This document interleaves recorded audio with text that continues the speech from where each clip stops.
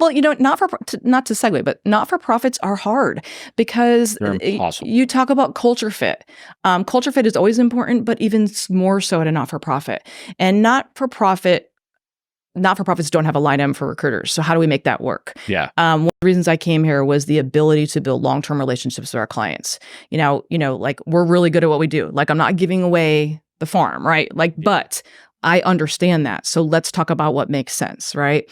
And often they are, when you walk in the door, it doesn't matter whether it's the receptionist or the director of IT, everybody there is tied to that mission at some level. And where you don't always find that necessarily in other companies. I mean, you find it, but not quite as deep. Yeah, you have no reason to be there if you're not tied to the mission. That's I laugh. My two big nonprofits right now are Texas Association of Business Brokers, where I serve on the state board, and it's like, yeah, that's what I do. And then the other one is Hill Country Youth Football, right? So it's all the kids, and it's if you're not aligned, you have no reason being there if you're not aligned. It's the only reason you were there, helping out, serving, and doing that. So it's a completely different world for nonprofits. And it's and then it's the skill set that goes along with that too, because there's a not-for-profit accounting is very different. There's different, just regulations and everything else, and even like they're never typically a year end, they're a fiscal year end. Like there's grant accounting, there's all and they're all created. You've got some that rely 100% on grants.